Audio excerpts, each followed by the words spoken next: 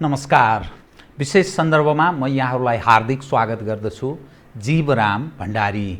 आज यहाँहरू सामुन्ने उपस्थित हुनुहुन्छ सुदीप आचार्य। उहाँ व्यवसायी हुनुहुन्छ, कामना सेवा विकास बैंकका अध्यक्ष हुनुहुन्छ, त्यस्तै दिसोमका प्रबन्ध निर्देशक। उहाँसँग आज म समग्रमा कोभिड-19 सँगै संसार बडा अप्ठ्यारो अवस्थाबाट गुज्रेको छ।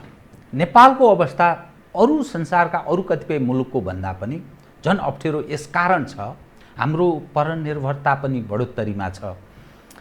रेमिटेन्सले ठुलो एउटा मुलुकको आर्थिक अर्थतन्त्रको ठुलो हिस्सा ओगट्छ। त्यो सबै तबाह हुने अवस्थामा छ।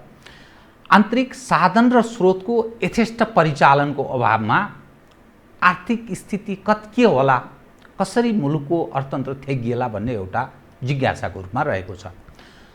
सुदीप आचार्य एउटा सफल व्यवसायी पनि हुनुहुन्छ। समग्र विषयलाई म समसामयिक कतिपय व्यवसायिकका विषयहरू पनि हुने गर्छन्, ती विषयसहित कतिपय यस्ता नयाँ पक्षहरूलाई पनि उजागर गर्ने प्रयत्न गर्नेछु। सर्वप्रथम म उहाँलाई स्वागत गर्छु। स्वागत छ यहाँलाई। नमस्कार, धन्यवाद छ धेरै। अब म विषयमा कसरी प्रवेश गरेँ भने कोभिड-19ले संसारलाई बडा अप्ठ्यारो अवस्था प्रवेश गराएको छ। नेपाल झन अप्ठ्यारो अवस्थामा छ। तपाईँ एउटा बैंकको कामना सेवा विकास बैंकको अध्यक्ष पनि हुनुहुन्छ, दिसोमको एज एउटा म्यानेजिङ डाइरेक्टर। यस्तो अवस्थामा तपाईँहरू जस्तो जो हामीले देख्दा एउटा सफल व्यवसायी भन्छु म, तपाईँको उमेरका कारण हर हिसाबले तपाईँ जुन काममा प्रवेश गरिरहनु भएको, जुन काम तपाईँले थाल्नु भएको छ, यसमा तपाईँ सफल हुनुहुन्छ। यो कोभिड-19ले तपाईँहरूलाई परेको मर्का र आगामी दिनमा आउन सक्ने चुनौतीहरू र सम्भावना, यो विषयमा अलिकति विषय उजागर गरौँ।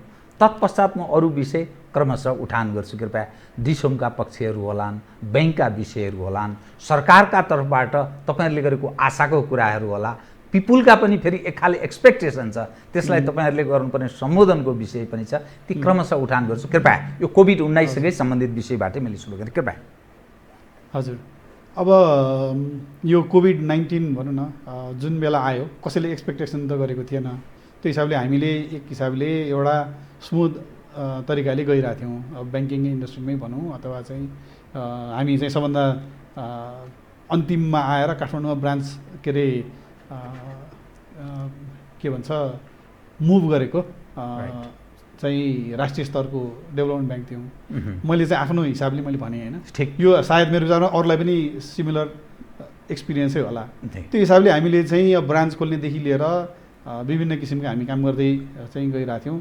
डिसोमको पनि एउटा चाहिँ नयाँ कुरा गर्ने, जस्तो भनौँ न इन्टरनेटको चाहिँ प्रोजेक्ट हामीले सुरु गरेका थियौँ।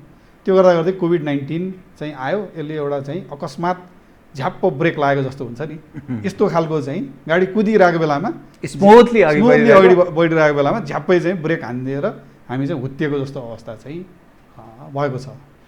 अब यसलाई अब जति भनौँ न, अब एक्सपेक्टेसन के थियो भने केही समय जस्तो अब चाइनाकै हेर्दाखेरि पनि हामीले चाहिँ त्यहाँ म चाइनिजहरूसँग पनि साथीहरू पनि छन्, कुरा गर्दाखेरि र त्यहाँ देख्दाखेरि चाहिँ 2 महिना जस्तोमा चाहिँ यसको केही न केही चाहिँ निस्किन्छ कि भन्ने खालको चाहिँ नियन्त्रणमा जान्छ, अनुकूल अवस्था सिर्जना हुन्छ भन्ने काहीँ न काहीँ चाहिँ अनुभूति थियो। तर आज आउँदासम्म चाहिँ यसको अझै पनि, हुन त म एकदम अप्टिमिस्टिक मान्छे हुँ, तर नेपालको सन्दर्भमा चाहिँ अलिकति अझै यसको समय चाहिँ अझै बढी लाग्ने हो कि भन्ने खालको एउटा चाहिँ परिस्थिति चाहिँ देखिरहेको छ होइन। अब यसले गर्ने अप्ठ्यारो कुराहरू के छन् भने मेरो हिसाबमा सारा धेरैजनाले बुझि पनि सक्नु भएको छ होला। अब यसले भनेको जुन इकोनोमी छ त्यसलाई चाहिँ ठ्याप्पै रोकिएको छ होइन। अब त्यसले गर्दाखेरि त्यो एउटा चाहिँ फ्लोमा गइरहेको चिज चाहिँ रोकिसकेपछि यसले कसैलाई पनि छोड्छ जस्तो मलाई लाग्दैन। कसैको चाहिँ कुनै व्यापार अलिकति राम्रो होला, कसैको अलिक नराम्रै होला होइन, तर यसले अल्टिमेटली चाहिँ सबैलाई यो चेनमा चाहिँ कहीँ न कहीँ गएर चाहिँ यसले अफेक्ट गर्छ होइन। त्यो चाहे ब्याङ्किङ सेक्टर होस्, चाहे त्यो रियल इस्टेट सेक्टर होस्, चाहे त्यो हाम्रो जस्तो चाहिँ टेलको सेक्टर होस्, यसले चाहिँ सबैलाई कुनै न कुनै लेभलको चाहिँ अफेक्ट गर्छ।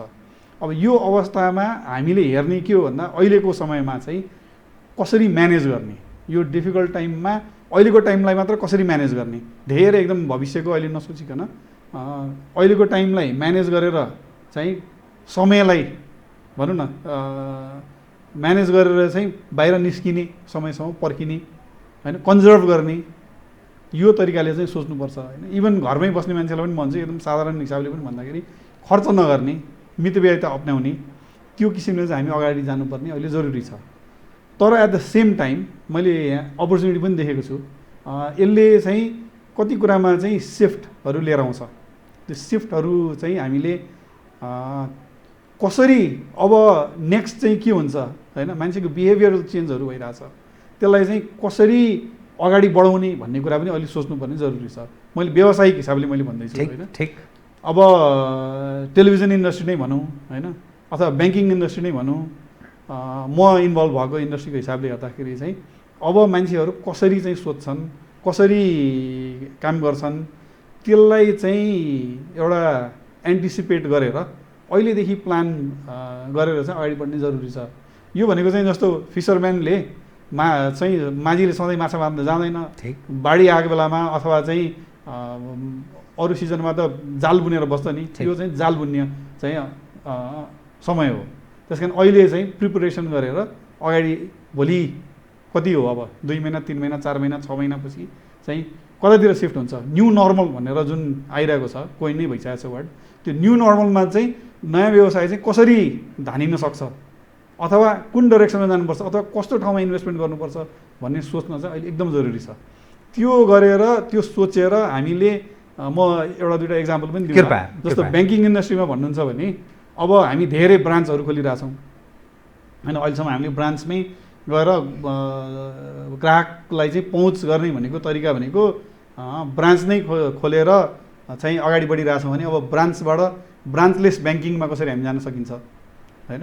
ह्यान्डल डिभाइसबाटै अब यो हाम्रो मात्र पार्ट छैन, यो राष्ट्र ब्याङ्कले पनि सोच्नुपर्ने कुराहरू छन् होइन। इन्टरनेसनली पनि हेऱ्यो भने यो ट्रेन्ड बाहिरतिर धेरै आइसकेको थियो, नेपालमा चाहिँ हामीले चाहिँ अझै ट्रेडिसनल वेबाटै सोचिरहेको थियौँ होइन।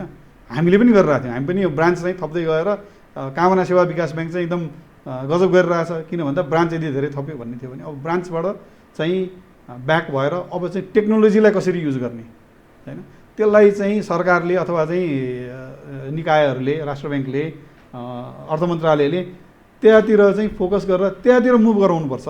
हामी चाहिँ ट्रेडिसनलिस्ट होइन, हामी चाहिँ न्यू इकोनोमीतिर सोच्नुपर्ने बाध्यता छ। त्यो राष्ट्र ब्याङ्कहरूसँग यस विषयमा तपाईँहरूको परामर्श छलफल पनि हुने गर्छ, अर्थात् राष्ट्र ब्याङ्क त्यो ब्रोडली त्यसरी सोच्ने अवस्थामा प्रवेश गरेको छ कि छैन? तपाईँले जुन उदाहरण दिनुभयो यो मेरो मस्तिष्कमा नयाँ ढङ्गले तपाईँले एकदम घुसाइदिनु भयो। त्यो विश्वमा कुन चाहिँ देशहरूमा यस्तो ढङ्गले प्रयोग भइरहेको छ र त्यो सफल देखिया छ, कुनै त्यस्तो उदाहरण दिन सक्नुहुन्छ? अब होइन, धेरै नयाँ देशहरूमा अफ्रिकन मुलुकहरूमा हेर्नुभयो भने मोबाइल ब्याङ्किङले चाहिँ धेरै फड्को मारिसकेको अवस्था छ।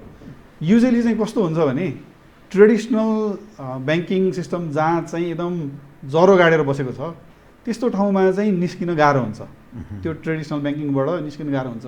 जस्तो एउटा इक्जाम्पलको लागि जर्मनीमा हेर्नुभयो भने त्यहाँ चाहिँ म लास्ट इयर पुगेको थिएँ, अझ पनि क्यास नै प्रिफर गर्दो रहेछन् क्या होइन। अमेरिकामा पनि हेर्नुभयो भने अझ पनि क्रेडिट कार्डकै सिस्टम छ क्या। तर चाइनामा हेर्नुभयो भने चाहिँ मोबाइल पे होइन, अलिपे, विपे, यिनीहरू चाहिँ बढी युजमा आएका छन्। अब हामी एकदम इस्ट्याब्लिस्ड भनेर त्यो पुरानो ब्याङ्किङ तरिकाको इस्ट्याब्लिस पनि होइन, तर त्यस्तो अवस्थामा चाहिँ नेपालमा चाहिँ नयाँ कुरा गर्न सक्ने चाहिँ एकदम अपर्च्युनिटी चाहिँ छ, तर त्यो रिस्क चाहिँ लिनु पऱ्यो होइन, त्यो अनुसारले सोच दिनु पऱ्यो। त्यो सोचाइमा चाहिँ अलिक कम छ कि कमजोरी छ कि जस्तो मलाई लाग्छ। मानिसको पनि त्यो शिक्षा अनि टेक्नोलोजीसँग त्यो फ्रेन्डली हुने त्यो ढङ्गले अलिकति अभ्यास चाहिँ गर्नुपर्ने हुन्छ त्यो रूपमा। हजुर, तपाईँ अब म अलिकति अलग ढङ्गले त्यो ब्याङ्कसँग सम्बन्धित विषय पनि उठाउँछु, आर्थिक पक्ष पनि उठाउँछु, तपाईँको डिसोमसँग सम्बन्धित। हजुर, सबभन्दा बढी ग्राहक भएको सायद डिसोम होइन, डिसोमको 25औँ लाख होला, त्यो मात्रै त्यो टेलिभिजनको त्यो दर्शकको मात्रै विषय छैन कि तपाईँ मल्टी हिसाबले पनि त एउटा दर्शकलाई अलग ढङ्गले पनि तपाईँहरू केही न केही सर्भिस पनि दिइरहनु भएको छ। यतिखेर धेरैजसो क्षेत्रका व्यवसायहरू बडा अप्ठ्यारोबाट गुज्रेका छन्। डिसोम एज अ यो चाहिँ अब हामीले हेर्दाखेरि तपाईँहरूलाई असहज छैन जस्तो देखिन्छ। हामीले हेर्दाखेरि कुन अवस्थाबाट तपाईँहरू गुज्रनु भएको छ? जस्तो डिटिएचले असर गर्यो, खास गरी भारतीय च्यानल यसरी उनीहरूले चाहिँ बडा अलग ढङ्गले चाहिँ काम गरिरहेछन्, सरकारले त्यसमा कन्ट्रोल गरिदिएन भन्ने काहीँ न काहीँ यो पक्ष पनि सुन्ने गरिन्छ। त यो पक्षको पनि अलिकति उजागर गर्नुहोस्, त्यसपछि म अरू विषयमा पनि जान्छु। अवश्य। अब कस्तो छ भने अहिलेको अवस्थामा अरू मैले भने नि कम्पेरिटिभली अरू व्यवसाय अब बन्दै गरेर बस्नुपर्ने जस्तो हवाई व्यवसाय भनौँ न, अब एयरलाइन्सहरू बन्दै छन्, चल्ने अवस्थै छैन। अब कसैले चाहिँ घरै रेन्टमा लगाएर बसिरह होला, रियल इस्टेटको चाहिँ पुरै चाहिँ ठ्याप्पै बन्दैछ, केही काम गर्न सक्ने अवस्थै छैन। हस्पिटालिटी बिजनेस, होटलहरू सबै बन्दै छन्। त्यो आफ्नो ठाउँमा भयो होइन, त्योसँग कम्पेयर गर्दाखेरि हामी धेरै बेटर पोजिसनमा छौँ। तर अहिलेको अवस्थामा योभन्दा अझै धेरै राम्रो हुन सक्थ्यो भन्ने चाहिँ हामीलाई लाग्छ होइन। जस्तो मैले हेर्दाखेरि नि हाम्रो एउटा कन्सटेन्ट एउटा चाहिँ इम्प्रुभमेन्ट भइरहेको थियो, ग्राहकहरूको चाहिँ बढिरहेको अवस्था थियो। तर कोभिड-19 आउने बित्तिकै सबै कुरा ठ्याप्पै रोकियो र ग्राहकहरूको सङ्ख्या पनि घट्यो, केही हदसम्म घट्यो। अब यो कारण विभिन्न कारणहरू छन्। एउटा के भयो, हामीले नयाँ कस्टमर एक्विजिसन गर्न पाइएन होइन। हाम्रो चाहिँ जस्तो सेटअप बक्सहरू हुन्छ तिनीहरू चाहिँ डिस्ट्रिब्युट गर्न पाइएन। अर्को मेजर एउटा चाहिँ प्रब्लम के पऱ्यो भने लजिस्टिक्सका कुराहरूमा, जस्तो हामीले रिचार्ज कार्ड हामीले चाहिँ सेल गर्थ्यौँ होइन, यो चाहिँ भाउचर फिजिकल रिचार्ज कार्ड हुन्छ नि, त्यो नै हामीले चाहिँ नेपालभरि पुऱ्याउँथ्यौँ, त्यो पुऱ्याउन पाइएन। पसलहरू बन्द भए। हामीले त्यसमा पनि केही न केही हामीले चेन्ज त ल्यायौँ, नल्याएको होइन। रिचार्ज कार्डको सट्टा चाहिँ हामीले अनलाइन पेमेन्टलाई हाम्रो चाहिँ डिलर दाइको डिस्काउन्ट भनेर डिलरहरूलाई नै अनलाइन पेमेन्ट थ्रु गराउने सिस्टम ल्याएर त्यो मैले जुन सिफ्ट भने नि त्यो सिफ्ट हामीले गरिरहेको थियौँ। त्यो गर्दा गर्दै पनि आपत के पऱ्यो भने एउटा त फिजिकल रिचार्ज कार्ड पुग्न सकेन, एउटा कस्टमरकोमा सर्भिस दिन जान पर्ने त्यो मान्छे चाहिँ जान पहुँच चाहिँ पुगेन होइन। स्पेसली अझै काठमाडौँ, पोखरा यी ठुला सहरभन्दा बाहिर हिँड्न नै नदिने अवस्था आयो। हामीलाई इसेन्सियल सर्भिस भन्दै पनि त्यस्ता खालका चाहिँ के अरे सञ्चार मन्त्रालयले इसेन्सियल सर्भिस भन्यो, तर गृह मन्त्रालयले हामीलाई चिनेन होइन। प्रशासनले नचिनिसकेपछि हाम्रो चाहिँ रोकिए त्यस्ता होइन। ग्राहकहरू रिसाउनु भयो हामीसँग। हामीले त्यसको पनि अरू उपायहरू गऱ्यौँ। तर त्यसले के गर्यो भन्दाखेरि जुन मन्त्रालय पनि त्यो संयोजनकारी भूमिका निर्वाह हुन नसक्छ, बडा विडम्बना रहेछ। अब यो यस्तो भयो, हामीले कुरा नउठाइन्जेलसम्म यहाँ कसै पनि कुरा उठेन। तर जब हामीले कुरा उठायौँ केही सहज चाहिँ भयो। म सञ्चार मन्त्रालयबाट गृह मन्त्रालयमा चिठी पनि गयो। अब त्यो डाउन द लाइन त्यसको चाहिँ इफेक्ट पुग्नलाई फेरि समय लाग्यो। त्यो आफ्नो ठाउँमा छ। त्यो त हाम्रो चाहिँ एउटा भनौँ न एज अ होल सिस्टममै एउटा परम्परागत रोगै जस्तो छ होइन। त्यसलाई हामीले चाहिँ धेरै के अरे कुरा गरिराखेर पनि खासै केही जस्टिफिकेसन जस्तो मात्रै हो। यस्तो खालको कुरा त पहिल्यै सोचेर एन्टिसिपेट गरेर गरे पनि हुने हो। अर्को एउटा पनि छ, जस्तो भनौँ न टेलिभिजन इन्डस्ट्रीलाई चाहिँ सरकारले पहिला जुन हिसाबले मान्यता दिन्थ्यो त्यो हिसाबले मान्यता पनि दिँदैन। अहिलेको सन्दर्भमा इन्टरनेट नै बढी फोकस भएको जस्तो लाग्छ। टेलिभिजन रेडियोहरूलाई चाहिँ अलिक कम मान्यता दिएको जस्तो मैले अनुभूति पनि गरेको छु होइन। तर आजको दिनमा सबैभन्दा इफेक्टिभ वे अफ कम्युनिकेसन होइन, सञ्चार चाहिँ डिस्पर्स गर्ने सरकारको लागि भनेको रेडियो र टेलिभिजनै हो। राइट होइन। त्यो कुरालाई चाहिँ बिर्सिनु हुँदैन भनेर हामी बेला बेलामा झकझकाइराख्छौँ होइन। जसरी प्रिन्टलाई विस्थापित गर्दैछ अनलाइनहरूलाई, तर यसलाई विस्थापित गर्ने त्यस्तो टेक्नोलोजी त्यस्तो डेभलप त्यस्तो भइसकेको छैन। बिस्तारै भइरहेको होला, हुन सक्ला भविष्यमा। तर अहिलेको अवस्थामा चाहिँ यो छ होइन। अब अहिले नै हेर्नुभयो भने मैले तपाईँले पनि कुरा उठाउनु भयो होइन। अब के अरे बोर्डरमा चाहिँ डिटिएच चाहिँ को बिगबिगी छ, खुलमखुला बिक्री भइरहेछ। अब कोभिड-19ले अहिले रोकियो होला होइन। तर चाहिँ त्यो बिगबिगी छ, त्यसलाई रोक्नलाई प्रयास गरौँ भनेर हामीले धेरैचोटि चाहिँ त्यो के कारण, त्यो डिटिएचको किन सरकारले किन असहयोगी भूमिका निर्वाह गर्छ? अथवा के संयन्त्र कहाँ प्रब्लम हो? असहयोगी भन्दिनँ मैले, यो चाहिँ अलिकति कम्प्लिकेटेड भयो। त्यसलाई चाहिँ ओनरसिप चाहिँ नलिएको अवस्था हो, म त यसरी भन्छु होइन। किन हामीले ओनरसिप लिएर त्यो त सफल हुँदैन त्यसलाई विस्थापित गराउनलाई। सरकारले ओनरसिप लिनुपर्ने, त्यसको चाहिँ भ्यालु नबुझेको भन्छु मैले। जब म तपाईँलाई एउटा इक्जाम्पल दिन्छु। हामी डिस होम हामीले सुरु गरेको 2010बाट हो डिस। त्यति बेलाको अब आज 10 वर्ष भयो अलमोस्ट होइन। 10 वर्षमा हामीले चाहिँ सरकारलाई 600 करोडभन्दा बढी विभिन्न चाहिँ ट्याक्स उठाएर हामीले बुझाएका रहेछौँ। बहुत ठुलो होइन। जस्तो VAT भयो, भ्याट नै भयो, के अरे कस्टम ड्युटी भयो, होइन, इन्कम ट्याक्सका कुराहरू भए, विभिन्न किसिमका टिडिएस आदि सबै हामीले हिसाब गर्दा चाहिँ 600 करोडभन्दा बढी उठाएको रहेछौँ। जबकि यो इन्डस्ट्री चाहिँ हामी आउनुभन्दा अगाडि चाहिँ यो एकदमै फ्रेगमेन्टेड अनि सरकारको कन्ट्रोलमा नभएको इन्डस्ट्री थियो होइन। त्यो हिसाबले चाहिँ हामी आयौँ। अब हामीलाई पनि त्यत्रो समय लाग्यो, 10 वर्षमा हामी चाहिँ बल्ल एउटा चाहिँ अलिकति कम्फर्टेबल पोजिसनमा पुगेका छौँ। यो इन्डस्ट्रीलाई जोगाउन किन इम्पोर्टेन्ट छ भन्ने हिसाबले मैले भन्न खोज्दैछु होइन। सरकारको एउटा राजस्व आउने एउटा बाटो त हामीले पहिलाइदिउँ नि त, त्योभन्दा अगाडि त कति आउँथ्यो भनेर सरकारले आफैले हेरे पनि हुन्छ होइन। त्यो भइसकेपछि जुन चाहिँ भारतीय डिटिएचको किन यो इम्पोर्टेन्ट छ विस्थापित हुनलाई, अथवा चाहिँ अरू भारतीय डिटिएच मात्र भन्दिनँ मैले, अहिले अरू पनि मिडियमहरू छन् होइन, त्यसलाई पनि सरकारको कन्ट्रोलमा ल्याउनलाई अथवा चाहिँ के भन्छ निगरानीमा ल्याउनलाई त्यसलाई पनि जरुरी किन छ भन्दाखेरि एउटा त रेभिन्यूको पार्ट छ होइन। भोलि भारतीय डिटिएचको सट्टा नेपाली डिटिएच युज गरेर भने त ट्याक्स पनि बढ्ने भयो नि त। अहिले त भारत जाने भयो, त्यो डिटिएचको पैसा तिर्ने जुन छ त्यो त सबै भारतमा जाने भयो, नेपालले 1 रुपियाँ पनि पाउने भएन। यो डिटिएचको मात्र कुरा भयो भने त्यो बाहेक अर्को हेर्नुभयो भने अहिले एकदम खुल्ला बिक्री नै भइरहेछ। नेटफ्लिक्स चाहिँ बिक्री हुन्छ, युट्युब फेसबुक आदिमा चाहिँ विज्ञापनहरू बज्छन् होइन। ती विज्ञापनहरू बज्दाखेरिको अब अहिले क्लिन फिडको पनि कुरा आइरहेछ, ती विज्ञापनहरू बज्दाखेरि सरकारले राजस्व पाउँछ कि पाउँदैन होइन। ती मार्केट तिनले चाहिँ पेनिट्रेट गर्दै गइरहेछन्। त्यो पेनिट्रेट गरिरहेको ठाउँमा चाहिँ त्यसलाई रेगुलेट गर्ने चाहिँ सोच त सरकारले सोच्नु पऱ्यो नि त। नत्र के हुन्छ, उनीहरू पेनिट्रेट गर्ने, हामी चाहिँ सानो हुँदै जाने हो भने भोलि हाम्रो पनि एउटा चाहिँ सस्टेनेबिलिटीको पनि कुरा आउँछ र एट द सेम टाइम सरकारले पनि पाउने राजस्व पनि गुमाउँदै जान्छ। अब यो कुराहरूमा पनि सोच्नुपर्ने जरुरी छ। अब यो अर्को कुरा भनेको के छ भने हामीले प्रसारण गर्ने जुन चाहिँ मिडियाहरू छन् अथवा चाहिँ च्यानलहरू छन् त्यो चाहिँ सरकारको निगरानीमा हुन्छ। आज हामीलाई सरकारले यो कुनै च्यानलमा चाहिँ भारतीय च्यानलमा चाहिँ यो के अरे नेपाललाई चाहिँ अलिकति अप्ठ्यारो पार्ने खालको अथवा चाहिँ गलत न्युज डिसिपेट गरेर नेपालमा खैलाबैला हुने अवस्था आयो, त्यही भएर च्यानल बन्द गर भन्यो भने हामीले चाहिँ अहिले एउटा चिठीको भरमा हामीले चाहिँ बन्द गरिदिन्छौँ होइन। तर अरू कुराहरू बन्द हुन्छन्, अरू कुरामा रेगुलेटेड नभइन्जेलसम्म त्यो कन्ट्रोल हुन्छ कि हुँदैन। रेगुलेसन किन इम्पोर्टेन्ट छ, हामीले पहिला पनि भएको होइन, ऋतिक रोशन काण्ड भएको होइन होइन। त्यसै कारण यी यस्ता कुराहरू पनि सोच्नुपर्ने, राष्ट्रियताको कुराहरूमा पनि सोच्नुपर्ने एकदम जरुरी छ।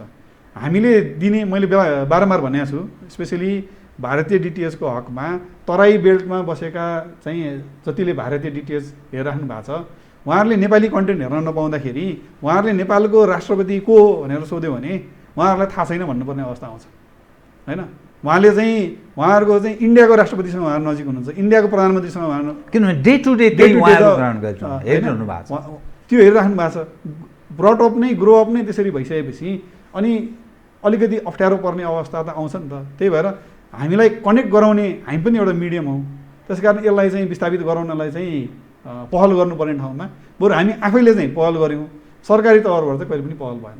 यो के मनन गर्न बुझ्न नसकेको कि अथवा यसमा के अब सरकारी रोल अफ गभर्नमेन्ट? म त्यति नेगेटिभ पनि त्यसरी पनि म भन्दिनँ होइन। अब यसका सरकारी हाम्रो संरचना नै एकदमै कम्प्लिकेटेड छ। अब एउटाबाट भनेर अर्कोमा गएर अनि सबैलाई बुझाएर त्यो त्यसलाई इस्ट्याब्लिस गराउनलाई नै धेरै समय लाग्छ होइन। अब हाम्रो चाहिँ मन्त्रालय भनेको सञ्चार मन्त्रालय हो, सञ्चार मन्त्रालयको जिल्लाको चाहिँ के भन्छ त्यो कनेक्सन अथवा अब भनेको चाहिँ हुलाक हो। अब हुलाकको चाहिँ अहिले भनौँ न अलमोस्ट विस्थापित भइसकेको अवस्था छ, त्यसलाई रिभाइभ गर्न सक्ने अवस्था पनि छैन। त्यस कारण सञ्चार मन्त्रालयले गृह मन्त्रालयसँग चाहिँ समन्वय गर्नुपर्छ, अर्थ मन्त्रालयसँग गर्नुपर्छ होइन, भन्सारबाट चाहिँ अर्थ मन्त्रालयसँग गर्नु पऱ्यो। यी गर्ने कुराहरूमा चाहिँ त्यहाँ चाहिँ त्यो समन्वय गरेर अगाडि बढ्ने कुरामा चाहिँ अब हामी चाहिँ प्रायोरिटीमा परेनौँ। स्थानीय प्रशासन र अर्थसँग रिलेटेड भयो भने यो कन्ट्रोल हुन सक्छ। अनि यो क्लिन फिटको जुन एउटा स्लोगनको रूपमा जसरी आयो नि, यसको सिचुएसन के छ? अब अहिलेसम्म आजको दिनसम्म क्लिन फिट चाहिँ कसरी लागू हुन्छ भन्ने कुरामा मेरो विचारमा सबैजना अन्यलमै छौँ जस्तो लाग्छ होइन। कसैले ठोकुवा गरेर ठ्याक्कै यसरी हुन्छ भनेर भन्न सकेको अवस्था छैन। अब इन्टरनेसनल प्र्याक्टिस कस्तो छ भनेर हेर्दाखेरि चाहिँ विदेशी च्यानलहरू भए पनि स्वदेशी च्यानलहरू भए पनि त्यसमा बज्ने एड चाहिँ स्वदेशी हुनुपर्छ भन्ने मान्यता छ होइन। तर हाम्रोमा चाहिँ अहिले डिफाइन कसरी गरिएको छ भने विदेशी च्यानलमा चाहिँ एडै बज्न हुँदैन भन्ने मान्यता चाहिँ इस्ट्याब्लिस गराउनु खोजेको जस्तो बुझिन्छ। अब त्यो चाहिँ त्यति कतिको प्र्याक्टिकल भाइबल हाम्रो सवालमा प्र्याक्टिकल पनि छैन होइन। तर भोलि यसले रेज गर्ने क्वेसनहरू धेरै छन् के। ल मान्नुहोस् होइन, विदेशी च्यानलमा विज्ञापन आएन भने भोलि हामीले चाहिँ विदेशबाट आउने चाहिँ विदेशी म्यागजिनमा एड हुनु हुँदैन भनेर भन्नु पऱ्यो नि त होइन। विदेशबाट आउने चाहिँ अरू कन्टेन्टहरूमा जस्तै युट्युब फेसबुककै कुरा गर्ने त्यसमा पनि त एड हुन भएन नि त होइन। विदेशबाट आउने कुनै पनि चिजमा चाहिँ प्रमोसनल केही पनि हुन भएन भनेर भन्ने अवस्था आउँछ के। त्यो त फेयर हुनु पऱ्यो नि। एउटा चाहिँ टेलिभिजन इन्डस्ट्रीलाई चाहिँ एड हुन हुँदैन भनेर चाहिँ अङ्कुशे लाउने अनि अरू ठाउँमा चाहिँ खुल्लमखुल्ला छोड्ने भन्दाखेरि त त्यसले त म्याच गर्दैन। प्र्याक्टिसको हिसाबले चाहिँ विदेशी च्यानल भए पनि जे भए पनि स्वदेशी हुनुपर्छ भन्ने चाहिँ इन्टरनेसनल प्र्याक्टिस हो होइन। यो जस्तो भनौँ न इन्डियाकै च्यानलहरू अमेरिकामा चलिरहेछन् भने अमेरिकामा मजाले चाहिँ त्यहीँको लोकल एड इन्सर्सन गरेर चाहिँ चलाउने प्रावधान छ।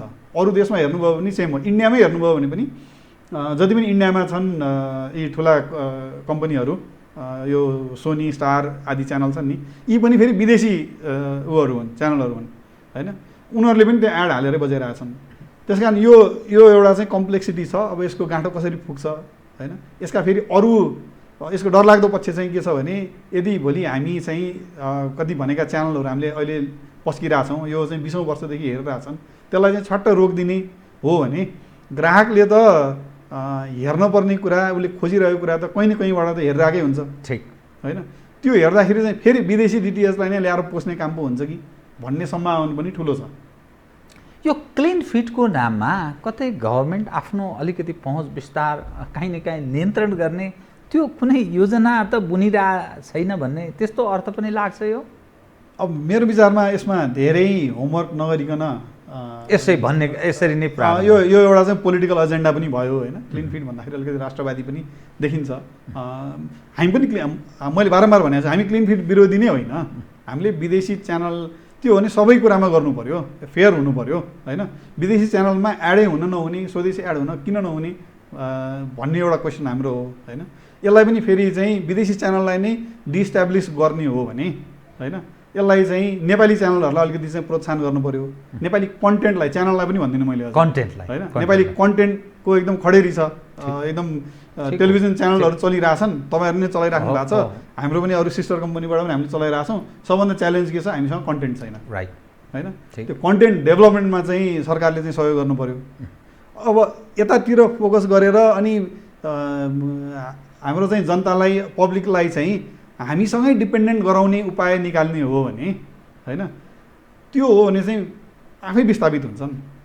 तर हामीले चाहिँ जबरजस्ती विस्थापित गर्नु खोज्यौँ भने टाइम नलिकन अपरजट गर्नु खोज्यो भने त्यसको फेरि रेसिप्रोकल चाहिँ झन् अप्ठ्यारो पो हुन्छ कि। मैले भने नि किनभने आकाश खुला छ विदेशी डिटिएचलाई यहाँ आउनलाई केही रुकावट छैन।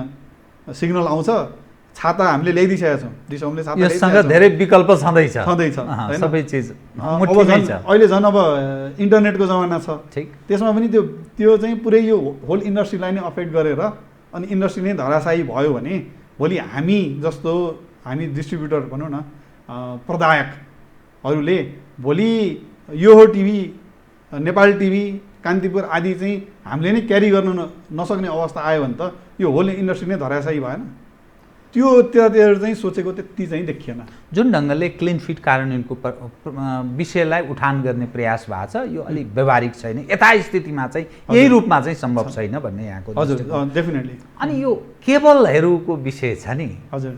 अब तपाईँहरू एउटा प्रयत्न देशमको माध्यमबाट जुन ढङ्गले कति धेरै ठुलो सङ्ख्यामा त 25औं लाख तपाईँका ग्राहकहरू होला होइन।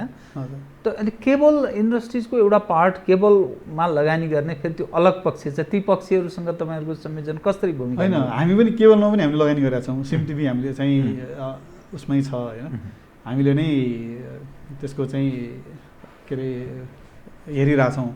अब कस्तो छ भने केबल र डिटिएच भनेको खासै एकदम अन्तर भनेको रिसिभ गर्ने तरिका मात्रै फरक हो होइन। वायरलेस विथ वायर भन्ने मात्रै फरक हो। अब त्यो पनि एउटा ट्रान्सफर्मेसनको चाहिँ एजमा छ। तर जुन 21औं शती अब संसारमा नि जो केबल जसरी जान्छ नि हजुर अब सबै अन्डरग्राउन्ड गरिरहेछन्।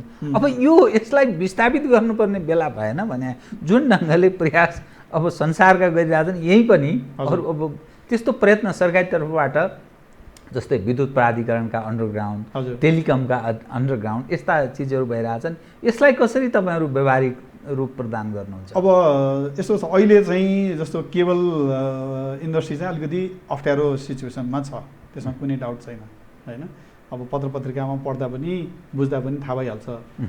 अब यसमा एउटा प्रब्लम भनेको त सबभन्दा जस्तो इन्डियामा पनि चाहिँ जस्तो डिजिटलाइजेसन भनेर जुन चाहिँ अगाडि बढायो, सरकारले बढाएको थियो, नेपालमा पनि सरकारले बढायो, तर इन्डियामा चाहिँ त्यहाँ एउटा सपोर्ट लेभल गरिदिएको थियो क्या। जस्तो सेटअप बक्समा चाहिँ भन्सार नलाग्ने होइन, अनि इन्डियामै ल्याएर चाहिँ असेम्बल गरेकोलाई अझै पछि सेकेन्ड स्टेपमा चाहिँ इन्डियामै ल्याएर बक्सहरूलाई बनायो भने, म्यानुफ्याक्चर गर्यो भने भन्सार नलाग्ने, बाहिरबाट ल्याउँदा भन्सार लाग्ने, यस्ता खालका चाहिँ स्टेप बाई स्टेप चाहिँ गरेर उसले त्यो केबल इन्डस्ट्री चाहिँ इम्पोर्टेन्ट छ भनेर एउटा इस्टाब्लिस पनि गरायो होइन।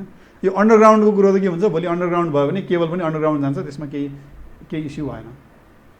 अब केबल सँगसँगै इन्टरनेट पनि जान सक्छ होइन, त्यही तारबाटै इन्टरनेट जाने हो जस्तो हामीले पनि गरिरहेको छौँ अहिले। अब कस्तो हुन्छ भने यो इन्डस्ट्रीमा यसको इम्पोर्टेन्स चाहिँ सिद्धियो भनेर भन्ने अवस्था चाहिँ होइन, यसको चाहिँ भिन्न रूपले आउने अवस्थाहरू छन् होइन। अब आइपिटिभीको कुरा छ होइन, आइपिटिभी नै नभए पनि अहिलेकै केबल इन्डस्ट्रीमा पनि त्यही तारबाट इन्टरनेट पनि दिन मिल्ने यस टेक्नोलोजीले त त्यो साथ दिइरहेको छ भनेपछि यसलाई भूमिगत गर्दा पनि केबल पनि भूमिगत गर्न सकिन्छ होइन। त्यो गरेर अहिले पनि यो इन्डस्ट्रीलाई जोगाउन सकिन्छ। तर डिजिटलाइजेसनले गर्दाखेरि के भयो भन्दाखेरि पहिला केबल इन्डस्ट्री चाहिँ एकदम फ्रेगमेन्टेड भएर अनि सानो 600-700वटा त चाहिँ लाइसेन्स मात्र थिए। अब अहिले चाहिँ 6-7वटा हातमै गर्ने गरी 10वटा होला म्याक्सिमम गरी चाहिँ अहिले छन् होइन, एमएसओ भनेर छन्।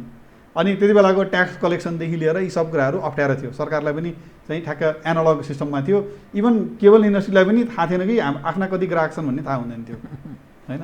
अहिले त्यो सिचुएसन चेन्ज भएको छ। अब त्यति बेला सपोर्ट नगरे पनि अहिले पनि केबल इन्डस्ट्रीलाई पनि सपोर्ट गर्नुपर्ने चाहिँ अवस्था छ। किनभने अहिले पनि आज हामी कुरा गरिरहेछौँ होइन, अहिले जस्तो शिक्षाको कुरा गरिरहेछौँ, म चाहिँ शिक्षा मन्त्रालयमा पनि मेरो चाहिँ दोहोरो कुरा भइरहेछ। अहिले हामीले कक्षा नै सञ्चालन गर्छौँ होइन, 4 कक्षादेखि 10 कक्षासम्मको चाहिँ हामीले 4वटा सब्जेक्ट हामी सञ्चालन गरिरहेछौँ। बहुत लोकल ल्याङ्ग्वेज, त्यो त धेरै महत्त्वपूर्ण काम गरिरहनु यस बेलाको ठुलो योगदान हो त्यो राष्ट्रका लागि होइन। अब त्यो चाहिँ केबल र टेलिभिजन दुइटैलाई प्रयोग गर्ने हो भने होइन, मेरो विचारमा भनौँ न 1 करोड चान्चुन उसमा चाहिँ हामी पुग्न सकिन्छ है, अलमोस्ट 1 करोड पपुलेसनमा माझमा पुग्न सकिन्छ। अनि यो चाहिँ जस्तो भन इन्टरनेटबाट पनि अलि पढाउने भनेर सहरमा चाहिँ त्यो खालको प्र्याक्टिस पनि भइरहेछ, मेरो बच्चाहरू पनि पढिरहेछन्। तर त्यो दूर दराजसम्म पुग्ने र रिलेटिभली लो कस्टमा पुग्ने भनेको मिडियम भनेको टेलिभिजनै हुन्छ होइन। त्यो भनेको डिटिएच पनि हुन्छ, केबल पनि हुन्छ राइट होइन। अब त्यसलाई युटिलाइज गर्ने यस्तो अप्ठ्यारो टाइममा त थाहा भयो नि त के रहेछ चाहिने भन्ने कुरो होइन। इभन एफएम रेडियोहरू पनि काम लाग्छ भनिसकेपछि यसलाई चाहिँ केबललाई विस्थापित होइन, यसलाई चाहिँ अझै स्ट्याब्लिस कसरी गराउने, यसलाई चाहिँ अब अरू यसका अप्ठ्याराहरू के छन् भनेर एकचोटि सरकारले बुझिदिनु पर्ने जरुरत छ। किनभने दुइटै काम भइरहेछ क्या, एउटा चाहिँ जहाँबाट पैसा आउने ठाउँ थियो त्यो ठाउँमा चाहिँ कम हुँदै गइरहेछ होइन, इन्टरनेट र अरू भिडियो चाहिँ डेलिभरीको मेकानिजमले गर्दाखेरि। भने फेरि चाहिँ रुरल पार्ट, एक्सेसिबिलिटीको पार्ट, कस्ट वाइज चाहिँ यो चाहिँ मोर इफेक्टिभ छ, डिस होम केबल चाहिँ मोर इफेक्टिभ छ। त्यो इफेक्टिभनेसलाई पनि सोचेर यसलाई पनि जोगाउनु पर्ने चाहिँ जरुरी छ। बहुत महत्त्वपूर्ण सन्देश तपाईँले प्रवाह गर्ने। WHO ले हजुर सन् 2022सम्म कोभिड-19 ले त्यो असर गरिन्छ, त्यस बेलासम्म भ्याक्सिन पत्तो लाग्न पनि सक्छ नलाग्न पनि सक्छ, त्यसकारण लामो यात्रा हामीले तय गर्नुपर्छ है भन्ने उनीहरूको काहीँ न काहीँ त्यो सन्देश प्रवाह उनीहरू गरिरहेछन्। यस्तो अवस्थामा शैक्षिक क्षेत्रका लागि यो बडा लाभप्रद, अत्यन्त उपयोगी हुन सक्ने बडा ठिक सन्देश पनि त यहाँले प्रवाह गर्ने प्रयत्न गर्नुभयो। अब म अलिकति विषयलाई अन्यत्र मोड्छु। कोभिड-19 सँगै संसारमा जुन अप्ठ्यारो अवस्था सिर्जना भएको छ, तपाईँ एउटा सफल व्यवसायी भएको नाताले हाम्रो परनिर्भरता बढ्ता छ। एउटा मात्रै चिजमा छैन, हर चिजमा। हामी रेमिटेन्सको झन्नै 33% रेमिटेन्सले हाम्रो अर्थतन्त्रलाई बेहोरेको स्थिति छ। खाद्यान्न हामी बाहिरबाट आयात गर्छौँ। साराका सारा विदेशमा जो मानिसहरू छन्, 60-70 लाखभन्दा बढी ठुलो सङ्ख्यामा नेपालीहरू विदेशमा छन्, ती स्वदेश फर्कने क्रममा छन्। यहाँको उद्योग धन्दा व्यापार व्यवसाय सब प्यारालाइज भएको स्थिति छ। यसले तपाईँ एउटा सफल व्यवसायी भएको नाताले राज्य संयन्त्रको ध्यान कता केन्द्रित रहनुपर्छ? यदि त्यसो भएन भने त्यो सचेत गराउने विषयहरू के हुन सक्छ? कृपया यो एउटा फलदायी पनि हो, आम दर्शक सचेत हुने विषय पनि हो। मतलब के गर्ने के नगर्ने आत्तिएको मानिस स्थिति छ, एकदम भयावह तस्बिर छ। बेरोजगारको सङ्ख्या बढोत्तरीमा छ। उद्योग धन्दा व्यापार अब तत्काल कहिलेदेखि चल्ने हो पत्तो छैन। राज्य जसरी पनि राज्यका संयन्त्रका मानिसहरू, त्यो मैले प्रयोग गर्ने भाषा भनेको राज्य दोहनमा ब्रह्मलोटमा लागेका छन्। जसरी राजस्व उनीहरू एकपछि अर्को थप बढाउन चाहन्छन्, तर अवस्था राम्रो छैन। उद्योगिक व्यवसायहरू सब चौपटको स्थितिमा छ। यो स्थितिलाई तपाईँ के सुझाउनुहुन्छ? कृपया। म धेरै विदेशमा बसेँ होइन, तपाईँलाई पनि थाहा होला। हजुर, म अमेरिका नै 14-15 वर्ष बसेँ होला। राइट। त्यहाँ मलाई एउटा इन्ट्रेस्टिङ कुरा लागेको थियो क्या। जहिले पनि एउटा चाहिँ मेजरमेन्ट चाहिँ के हुन्थ्यो भने कन्ज्युमर कन्फिडेन्स इन्डेक्स भनेर चाहिँ मेजर गर्थ्यो क्या, कन्फिडेन्स होइन। अनि त्यसले चाहिँ भविष्यवाणी चाहिँ त्यो कन्ज्युमर कन्फिडेन्स इन्डेक्सले भविष्यवाणी चाहिँ इकोनोमी कतातिर जाँदैछ भनेर जहिले पनि प्रेडिक्ट गर्थ्यो र त्यो अनुसार नै चाहिँ इकोनोमी पनि त्यही अनुसार नै चलिरहेको हुन्थ्यो। नेपालमा एउटा मैले देखेको, मेरो अब एकदम लेमन टर्म्स हो, इकोनोमिक्स होइन, मैले हेर्दा चाहिँ कस्तो देख्छु भने हाम्रो गभर्मेन्टहरूले कहिले पनि त्यो कन्ज्युमर कन्फिडेन्सलाई चाहिँ वास्ता नगरेको होइन। जब चाहिँ कन्फिडेन्ट लेभल बढ्छ नि, सबैलाई चाहिँ हामी गरेर खान सक्छौँ, हामी यस्तो हुनसक्छ, व्यवसाय गरेर चाहिँ यति राम्रो हुनसक्छ, कमाइ हुनसक्छ, प्रतिफल यदि पाउन सकिन्छ, सरकारले पनि सानो सानो क्याटलिस्टहरू केही चाहिँ घुसाइदिएर इन्करेज गरिदिने गर्दै गरेको छैन होइन। तर त्यो आम मानिसलाई चाहिँ उचाल्ने खालको चाहिँ कहिले पनि भएको जस्तो मलाई लाग्दैन। एकचोटि भयो होला है, 51 सालको चाहिँ उसमा आफ्नो गाउँ आफै बनाऊ, त्यो एउटा कन्फिडेन्सको स्लोगनको रूपमा त्यो अहिलेसम्म पनि लोकप्रिय छ होइन। त्यसले चाहिँ के हो भने आफ्नो ओनरसिप एउटा लियो, सबैजना चाहिँ उचालिए, त्यही भएर त्यो एउटा इन्करेजमेन्ट भयो। त्यस्तो खालको इन्करेजमेन्ट चाहिँ अहिलेको अवस्थामा चाहिँ एकदम इम्पोर्टेन्ट छ जस्तो लाग्छ होइन। अहिले चाहिँ ट्याक्स कलेक्सनमा मात्र चाहिँ जोड दिनुभन्दा बरु त्यो दायरा नै बढाउने कसरी गर्न सकिन्छ, धेरै मान्छेलाई इन्भल्भ कसरी गराउन सकिन्छ, त्यो कुरामा फोकस गर्न सक्यो भने मेरो विचारमा, नत्र त यो उल्टो हुन्छ। किनभने मान्छेले पैसा खर्च नगर्ने, मान्छे चाहिँ मुट्ठी चाहिँ बन्द गर्ने अवस्था हुन्छ होइन। अनि ट्याक्सबाट चाहिँ त्यही निचोरिँदा किन काम गर्ने त, किन व्यवसाय गर्ने त, व्यवसाय किन गर्ने भन्ने कुरा चाहिँ त्यो त एक्सप्लेन गरिदिनु पऱ्यो नि त होइन। त्यसलाई चाहिँ प्रोत्साहन गर्नु पऱ्यो नि त। त्यो प्रोत्साहनमा चाहिँ कमजोरी छ, केही न केही भइरहेछ, गर्न खोजेको जस्तो पनि देखिन्छ, तर अलिकति हायर लेभलमा रिस्क लिएर बरु चाहिँ फ्युचरको अर्निङलाई अहिले नै युटिलाइज गरेर होइन, त्यो हिसाबले चाहिँ आएको जस्तो चाहिँ कहिले पनि मैले देखेको छैन। जहिले पनि एकदम रिस्कलाई नै एकदम धेरै, हाम्रोमा चाहिँ कस्तो छ भने औँलामा घाउ भने हात काट्ने भने जस्तो छ होइन। जहाँ कसैले केही बदमासी गर्यो भने यो सबै हुँदैन भने सबैलाई रोकिदियो, यो खालको चाहिँ प्रवृत्ति छ। अब यसलाई चाहिँ यो सोचलाई नै कसरी चेन्ज गर्ने, सबभन्दा च्यालेन्ज चाहिँ यो। म त अब भनौँ न, युवा भन्दा भन्दै बुढो पनि, मै पनि बुढो हुन लागिसकेँ होइन। अब हेऱ्यो भने कस्तो देखिन्छ भने नि, यहाँ चाहिँ अलिकति चाहिँ ओल्ड जेनेरेसनले अझैसम्म रुल गरेर आएको जस्तो लाग्छ है मलाई चाहिँ। लाग्दाखेरि यो त्यही कारण त 21औं सदीलाई त्यो सम्बोधन गर्ने उनीहरूमा समस्या पैदा भयो। एक्ज्याक्टली होइन। अब यो नयाँ पनि आइराख्नु भएको छ, तर त्यो नयाँ आएर गर्ने बेलासम्म चाहिँ उहाँहरू पनि अब हाम्रो एज पनि फेरि बुढो भएर त्यही पुरानाबाट ट्रेन्ड छ त, ऊ कहाँबाट त्यस्तो होला कि भन्ने चाहिँ मलाई एउटा चाहिँ शङ्का लाग्ने। भनौँ न अहिलेसम्मकोमा चाहिँ हामी चाहिँ अलिकति अग्रेसिभ हुनुपर्ने, यत्रो युथ पपुलेसन छ होइन। त्यो पुरै चेन्ज हुने, माहौल चेन्ज गर्ने हुने खालको चाहिँ सम्भावनाहरू एकदम देखिन्छ। त्यो देख्दा देख्दै पनि तर एकदम फ्रस्ट्रेसन छ है। किनभने अगाडि बढ्नलाई जहाँ पनि कहीँ न कहीँ ब्रेक लाग्छ। काम गर्ने बेलामा हरेक कुरामा काम गर्ने मान्छेलाई सोध्नुहोस् होइन। व्यवसाय भनेको के हो भन्दाखेरि सोचाइ चाहिँ कस्तो छ भने, व्यवसाय भनेको चाहिँ ठग हुन् भन्ने एउटा सोचाइ छ होइन।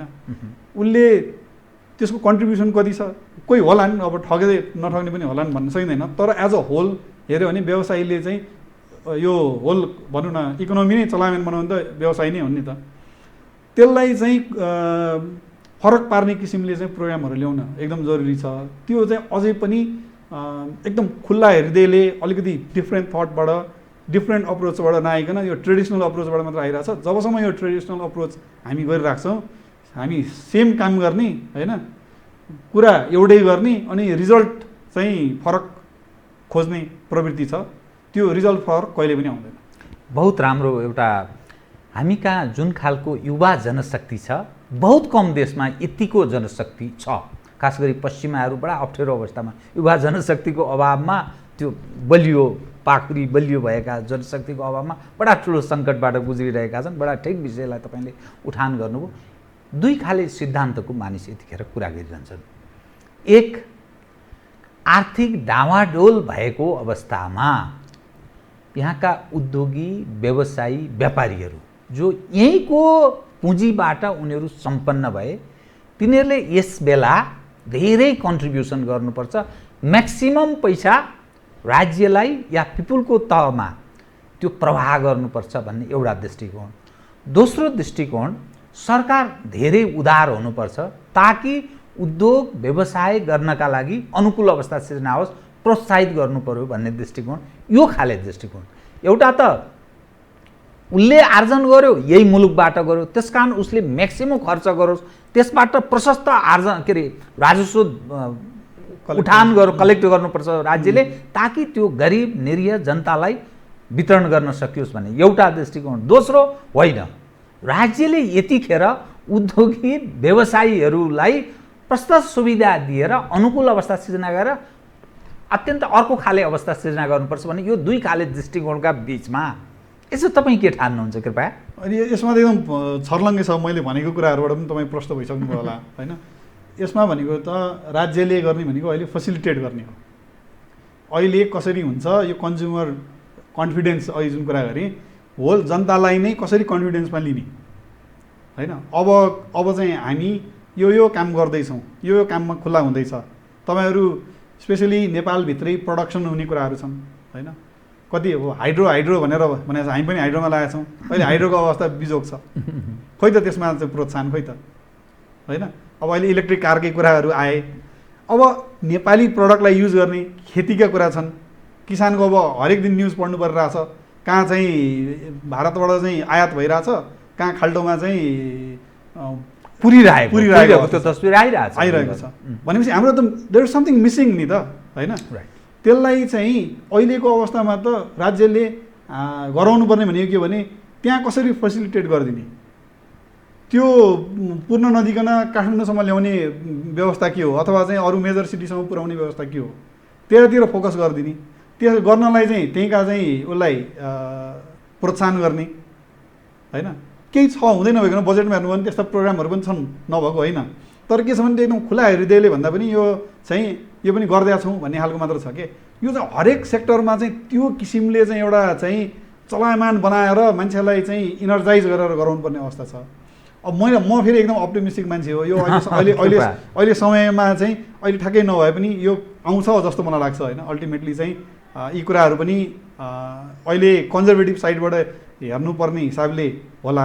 तर अहिले गर्नुपर्ने मेरो विचारमा चाहिँ सरकारले गर्नुपर्ने फ्युचरको चाहिँ अर्निङलाई पनि अहिले ल्याएर युटिलाइज गरेर यसलाई चाहिँ एउटा ऊर्जा दिएर लेभरेज नै लिएर हामीले काम गर्नुपर्ने चाहिँ जरुरी छ लाग्छ। किनभने हामी त we are already at the bottom, योभन्दा तल कहाँ जान सक्छौँ हामी? त्यो अवस्थामा हामी प्रवेश गरेका छौँ अघि। हजुर। त एउटा बताइदिनुहोस् त, हामी लोक कल्याणकारी राज्यको कल्पना गर्छौँ, कुरा त्यही छ होइन। हाम्रो संविधानले कहाँ प्रवेश गर्ने भन्दा समाजवाद उन्मुख भनेर भने है संविधानले त्यो मौलिक हकमा अधिकांश कुनै त्यस्तो हक बाँकी छैन जुन चिज चाहिँ संसारमा भएका जति सारा त्यो संविधानमा उल्लेख छ। तर जुन अवस्थामा हामी छौँ, सरकारको नीति तथा कार्यक्रममा आयो, बजेट प्रस्तुत भइसक्यो, त्यसले काहीँ गोप पहिल्याउने प्रयत्न गरेको जस्तो तपाईँलाई लाग्छ कि यो आफै अल्मलिएको छ? के देखियो?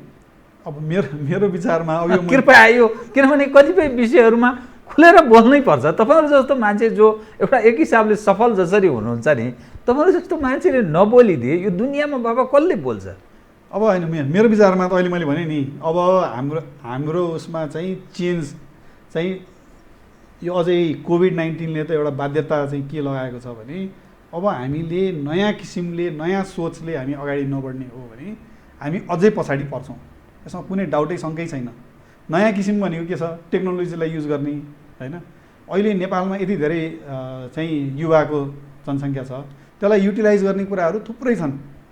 हामीहरूले नै कति कति काम गरिरहेको छ, त्यसलाई कसरी फेसिलिटेट गर्ने, सरकारले फेसिलिटेट गरिदिनु पऱ्यो।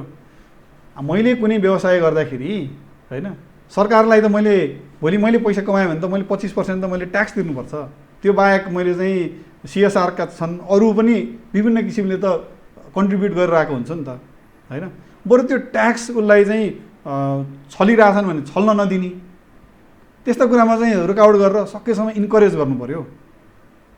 सरकारले काम गर्नलाई इन्करेज गर्नु पऱ्यो। दिने भनेर भन्दा पनि काम गरेर खाने वातावरण बनाउनु पऱ्यो। यस्तो खालको वातावरण सृजना गर्नलाई के गर्नुपर्छ, अरू देशमा भने के गरिरहेछन्, कसरी सक्सेसफुल भए, यी कुराहरू पनि हामीले हेरेर विदेश गएर हामी हेरेर आउँछौँ नि त। हामी विदेश हेर्छौँ, ओहो यस्तो भयो होइन, कोरिया यस्तो भयो, सिङ्गापुर यस्तो भयो, दुबई यस्तो भयो भन्छौँ, तर हामी यहाँ चाहिँ किन गर्न सकिरहेको छैनौँ त? किनभने हामी we are doing the same thing over and over again होइन। त्यस कारण यो चेन्ज ल्याउनलाई यो अब संविधानमा लेखेर मात्र केही हुनेवाला छैन। मेन भनेको त यहाँ काम गर्नै पऱ्यो, काम गर्ने वातावरण सिर्जना गर्नु पऱ्यो, त्यसमा चाहिँ फेसिलिटेट गर्नु पऱ्यो। इकोनोमी बढाउनलाई व्यवसायले बाहेक सरकारले आफैले गरेर पनि हुँदैन, यहाँका मान्छे नै लाग्नुपर्छ।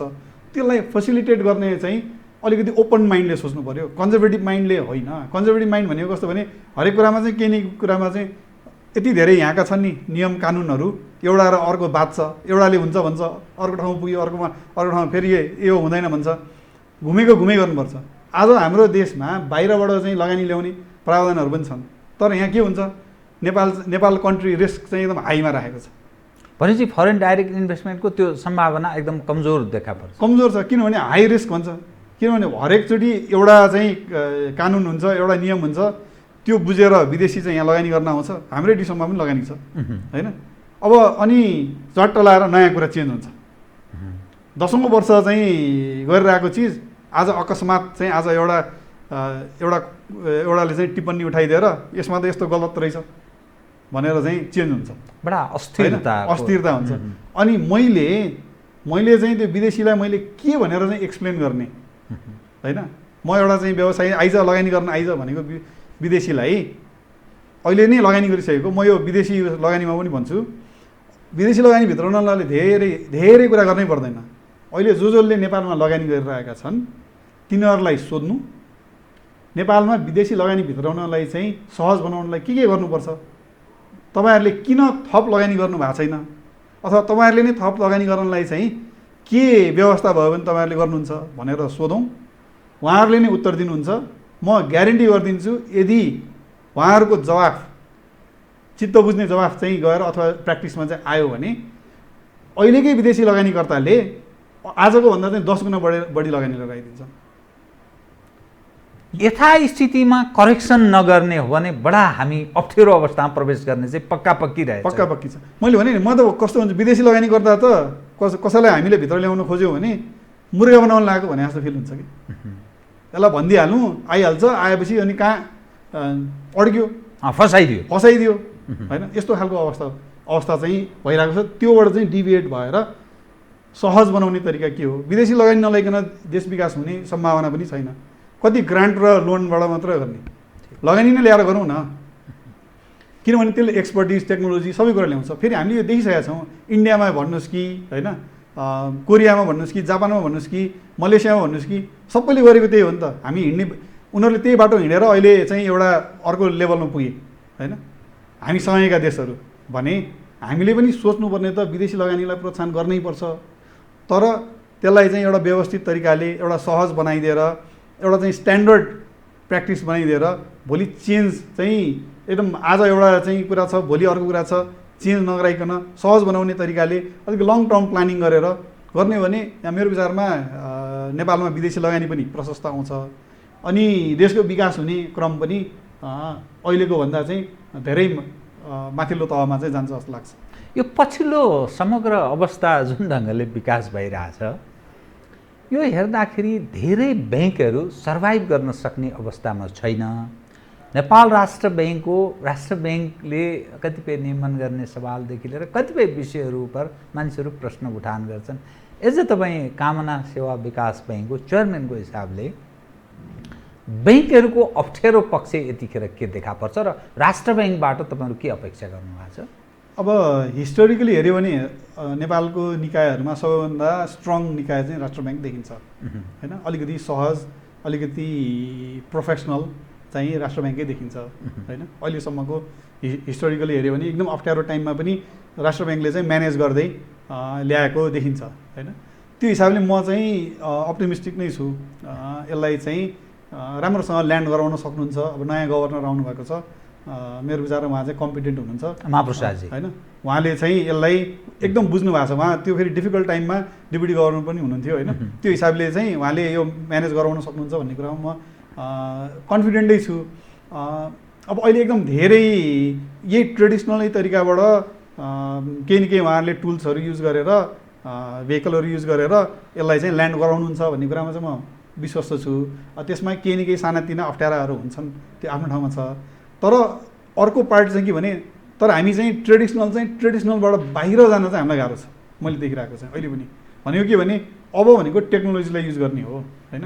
हामीलाई जस्तो भनौँ न मोबाइल ब्याङ्किङको कुराहरू गरिरहेछौँ होइन, गरि चाहिँ रहेछौँ, नगरेको होइन। तर त्यसलाई अझै प्रोत्साहन गर्ने, अझै त्यसलाई अर्को लेभलमा ल्याउने त्यो सोच चाहिँ आउनु जरुरी छ। किनभने युवाहरू छन् नि त, युवाहरूले चाहिँ युज गर्ने अथवा चाहिँ टेक्नोलोजीसँग चाहिँ सजिलै चाहिँ त्यसलाई चाहिँ आत्मसात गर्न सक्छन् होइन। अब नेक्स्ट जेनेरेसनको लागि हेरेर अहिले प्लान गर्दा चाहिँ नेक्स्ट जेनेरेसनलाई हेरेर गर्नुपर्ने जरुरत छ। त्यो गर्दाखेरि त्यसले ल्याउने अरू कुराहरू हुन्छन् कि, जस्तो भनौँ न टेक्नोलोजी युसेजबाट इन्टरनेसनली पनि हामी काम गर्न धेरै सजिलो पर्छ होइन। अब रेमिटेन्सकै कुराहरूमा पनि चाहिँ सहज हुन्छ। अब अहिले पनि ट्रेडिसनल वेबाट गरिरहेछन् नि त रेमिटेन्सकै कुराहरू पनि गर्दाखेरि। त्यो चेन्जेसहरू ल्याउनलाई चाहिँ राष्ट्र ब्याङ्कले चाहिँ एउटा ठुलो रोल खेल्न सक्छ। यो स्पेसली यो कोभिड-19 पछिको बिहेभियरल चेन्ज जुन छ त्यसलाई पनि मध्यनजर गरेर राष्ट्र ब्याङ्कले केही लिएर आउँछ कि भन्ने मैले चाहिँ ट्रेडिसनल वेलाई चाहिँ म प्रिटी कन्फिडेन्टै छु। अप्ठ्यारो छ मलाई थाहा छ होइन। अब लोनका कुराहरू छन्, पेमेन्ट कसरी गर्ने, के भन्छ इन्कम जेनेरेसन भएको छैन, त्यो इन्कम जेनेरेसनको आधारमा चाहिँ लोनहरू पेमेन्ट गर्ने हो। त्यसका चाहिँ रिस्केजुलिङका कुराहरू छन्, यसलाई चाहिँ अब लङ्गर टर्म राखेर ल्याउने भन्ने कुराहरू भइरहेछ। मौद्रिक नीति आउन बाँकी छ, यो महिनाको एन्डसम्म आउँछ भन्ने आशा छ। त्यसले पनि धेरै डिफाइन गर्छ कस्तो आउँछ भनेर हेर्न बाँकी नै छ। तर म चाहिँ उहाँहरूको पहिला पनि एउटा प्र्याक्टिस भइसकेको भएर यसलाई चाहिँ राम्रोसँग ल्यान्ड गर्नुहुन्छ भन्ने चाहिँ म आशावादी छु। अब म कार्यक्रमको अन्त्यतिर आएँ। दुई विषयलाई म यहाँबाट अलिक स्पष्ट आओस् भने, मुलुकको आम्दानीको स्रोत मध्येमा एउटा हाइड्रोलाई पनि मानिन्छ कि। अब कृषि प्रधान देश भनिन्थ्यो, कृषिको खासै त्यस्तो कन्ट्रिब्युसन हामीका रहेन, उद्योगहरूको पनि त्यस्तो रहेन। रेमिटेन्स एउटा ठुलो हिस्सा हो गयो रेमिटेन्सले। दोस्रो भनेको टुरिज्म सेक्टर, जुन अब 2-4 वर्षलाई यो तबाहमा जाने स्थिति छ। हाइड्रोको बारेमा अलिकति मानिसहरू यसको माध्यमबाट हामीहरू धेरै सम्पन्न हुन सक्छौँ, मूल स्रोत बन्न सक्छ भन्ने एउटा जो अनुमान गरिन्छ, जुन ढङ्गले विश्लेषण गरिन्छ। तपाईँले हाइड्रो सेक्टर अलि अप्ठ्यारो अवस्थामा प्रवेश गरेको कुरा गर्नुभयो, यो के समस्या आयो? अब के छ भने, जस्तो भनौँ न हाइड्रो सेक्टरको अहिलेको सिचुएसन भनेको सरकारले चाहिँ योभन्दा अगाडिका सरकारहरूले पनि कसैले 10,000 मेगावाट पुर्याउने, कसैले 25,000 मेगावाट पुर्याउने भनेर चाहिँ एउटा भिजन एउटा चाहिँ निकाले होइन। त्यो निकालेर एक किसिमले चाहिँ त्यो अहिले मैले कन्ज्युमर के अरे कन्फिडेन्स भनेको जस्तै एउटा कन्फिडेन्स चाहिँ व्यवसायीहरूमा हाइड्रोमा चाहिँ सरकारले गराउँदैछ भन्ने हिसाबले एउटा चाहिँ पोजिटिभ भनौँ न एउटा चाहिँ ऊर्जा चाहिँ प्रदान गर्यो र धेरैले लगानी गरे होइन। सानसाना चाहिँ उसले पनि त्यो कलेक्ट गरेर हाइड्रोमा लगानी गर्नुपर्छ भन्ने एउटा वातावरण बन्यो, विच इज भेरी पोजिटिभ। तर के भयो भने यसलाई कन्टिन्युएसन दिने कुरामा चाहिँ फेरि मैले अघि भने नि त्यो एउटा चाहिँ एक स्टेप अगाडि बढ्ने अनि 2 स्टेप फेरि पछाडि आउने, त्यो खालको चाहिँ काम भएको भएर अब अहिले हाइड्रोको समस्याहरू के छन्, डलर बढेको छ होइन, काम गर्ने हरेक चाहिँ मटेरियलको भाउ बढेको छ काम गर्ने लेबरको भाउ बढेको छ, तर अरू कुरा चाहिँ सबै कुरा यथावत छन् भनेपछि त्यो प्रोडक्सन कस्ट चाहिँ बढ्यो, इन्कम चाहिँ घट्यो होइन। अब ब्याङ्कको ब्याज पनि बढिरहेको थियो, अहिले सायद घट्ला। अब यसलाई एड्रेस गर्ने कुराहरू छन्, यो पनि गरिरहेछन् है, सरकारले पनि सोच्दै नसोचेको होइन। तर मैले भने नि टाइममा ठ्याक्क इफ यु त्यो भन्छ नि hit the hammer while it's hot भन्छ, तातेको बेला ठिक ठाउँमा त्यो ऊ हुन्छ होइन। अब अहिले यो सेलाइसकेपछि मान्छेहरू फेरि तितर बितर भइसकेपछि फेरि चाहिँ दिएँ भनेर हाइड्रोलाई चाहिँ केही प्रोत्साहन गर्ने कार्यक्रम ल्यायो भने फेरि मान्छे त फेरि सेलाइसकेका हुन्छन्, फेरि आउनु पऱ्यो। यस्तो बेलामा चाहिँ अप्ठ्यारो परेको हाइड्रो पावर हाम्रो परिवार पनि हाइड्रो पावरमा चाहिँ लगानी गरेका छौँ। कति प्रोजेक्ट चाहिँ सिद्धिसकेका छन्, कति प्रोजेक्ट बन्नेवाला छन् होइन। त्यसमा चाहिँ अब कसरी अगाडि बढ्ने भन्ने कुरामा एकदम अन्यल छ। कस्ट बढेको छ।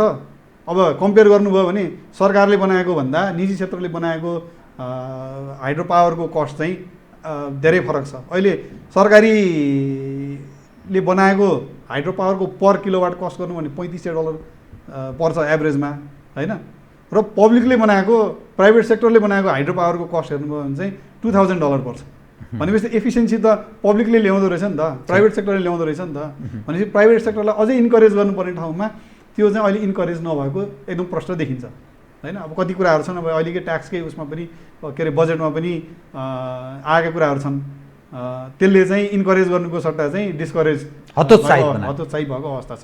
कार्यक्रमको ठिक अन्त्यको एउटा मात्रै विषय, जुन ढङ्गको हामी कहाँ एज अ बहुमतको सरकार भएपछि स्थिर हुन्छ, राजनीतिक स्थायित्व प्राप्त हुन्छ भन्ने जो हामी कल्पना गर्थ्यौँ, घटनाले त्यो हो होइन भने जस्तो पनि देखाउँछ। भलै म तपाईँलाई राजनीतिक विषयमा के अरे म पोलिटिकल एउटा जर्नलिस्ट भएको हुनाले हामी खालि पोलिटिक्स सेन्ट्रिक भएर विषयलाई उठान गर्ने प्रयत्न बारम्बार गर्छौँ। यथास्थितिमा जुन हाम्रो राज्य संयन्त्र छ, मुलुक जुन अवस्थाबाट गुज्रेको छ, खास गरी छिमेकीसँग सम्बन्ध बिग्रेको छ, वेस्टर्न पावरहरू नर्दर्न पावर एक्सर्साइजहरू पनि गरिरहेछन् भनेर भनिन्छ। यस्तो अवस्थामा नि तपाईँहरू जस्तो उद्योग व्यापार व्यवसायमा संलग्न मानिसहरू कतिको आत्तिएको निसासिएको अनि पुँजी पलायनको सम्भावना यो एज हाम्रो अवस्था हेर्दाखेरि कस्तो देखा पर्छ? यसलाई म कार्यक्रमको ठिक अन्त्यको विषयको रूपमा मात्रै मैले प्रस्तुत गर्न चाहेँ। कृपया मेरो विचारमा पर्सनल भ्यू अनुसार चाहिँ अब खासै भनौँ न, एउटा चाहिँ एकदम राम्रो पक्ष चाहिँ के भने जुन बहुमतको सरकार आयो यसले एउटा स्टेबिलिटी चाहिँ ल्यायो होइन। त्यसले धेरै होप चाहिँ जगाएकै हो, जगाइरहेको पनि छ। यो कोभिड-19ले चाहिँ धेरै अप्ठ्यारो पारेको अवस्था मात्रै हो। त्यसले गर्दाखेरि म चाहिँ त्यो साइडबाट चाहिँ म एकदम पोजिटिभ छु। कति कुराहरू कुनै कुराहरू भनौँ न अहिले गरेको कुराहरू भविष्यमा चाहिँ त्यो फ्रुटफुल हुनसक्छ, सरकारले त्यसरी सोचिरहेको पनि हुनसक्छ होइन। अहिले गरेको एक्सनले 5 वर्षपछि 10 वर्षपछि रिजल्ट निकाल्ला, त्यस्ता चाहिँ इक्जाम्पलहरू इतिहास हेर्नुभयो भने राम्रै पनि देखिन्छ। त्यो हिसाबले सोचेर ल्याएको होला भन्ने जस्तो देखिन्छ होइन। तर जुन अब यो जुन कन्फ्रन्टेसनका कुराहरू छन् होइन, अब राष्ट्रियताका कुराहरू छन्, अब यो कुरामा अलिकति कन्फ्युजन चाहिँ क्रिएट भएको छ, नभएको होइन। अब मैले चाहिँ के एक्सपेक्ट गरेको छु भने यसलाई अब यस्तो बलियो सरकार छ, प्रतिपक्षले पनि सपोर्ट गरेको छ, स्पेसली लिम्पियाधुराका कुरा गर्दाखेरि यसलाई चाहिँ यसबाट चाहिँ केही न केही पोजिटिभ हामीसँग जे छ त्योभन्दा चाहिँ बेटर नेगोसिएसन उसमा चाहिँ पुगेका छौँ कि होइन, राइट डाइरेक्सनमै गएको हो कि भन्ने चाहिँ मलाई अनुभूति हुन्छ एज अ पोलिटिकल हेर्दाखेरि र देशको अवस्था हेर्दाखेरि चाहिँ यसले कहीँ न कहीँ यसबाट आउने रिजल्ट चाहिँ हामी अहिले जुन सिचुएसनमा छौँ अथवा यो केस उठाउनुभन्दा अगाडिको जुन सिचुएसनमा थियौँ त्योभन्दा चाहिँ बेटर सिचुएसनमै पुऱ्याउँछ भन्ने मैले एक्सपेक्ट गरेको छु होइन। त्यो चाहिँ अब रिजल्ट नआएसम्म हेर्नुपर्ने अवस्था छ। यो सधैँ नेपाल चाहिँ भनौँ न हाम्रा चाहिँ नेताहरू सधैँ अरूले जे भन्यो त्यही मान्ने, एकदम डोकायल एकदम बेन्ड भइहाल्ने त्यो खालको चाहिँ योभन्दा अगाडिका सिचुएसनहरू त्यस्तो थिए भने अहिले चाहिँ एउटा स्ट्रेन्थन भएर जुन हिसाबले चाहिँ एज अ होल भनौँ न के अरे कम्युनिस्ट काङ्ग्रेस भन्न नपरिकन सबैजनाको एउटै स्वर निस्किरहेको छ, त्यो चाहिँ एकदम त्यसले खास भन्यो भने लङ टर्म हेर्नुभयो भने अथवा चाहिँ भविष्य हेर्नुभयो भने चाहिँ नेपाल पनि अब अलिकति केही स्टेबलाइज हुन्छ कि भन्ने चाहिँ मैले एक्सपेक्ट गरेको छु। आश गरौँ है। हस्, कार्यक्रममा आइदिनु बहुत धन्यवाद छ यहाँलाई। तपाईँलाई पनि धेरै धेरै धन्यवाद छ जीवरामजी। आदरणीय दर्शकवृन्द, उहाँ हुन्थ्यो सुदीप आचार्य, कामना सेवा विकास बैङ्कका अध्यक्ष तथा देशोमका म्यानेजिङ डाइरेक्टर। म लगायत मेरो सम्पूर्ण युनिटलाई कार्यक्रमबाट बिदा दिनुहोस्, तर यो हो टेलिभिजन हेर्दै रहनुहोला। नमस्कार।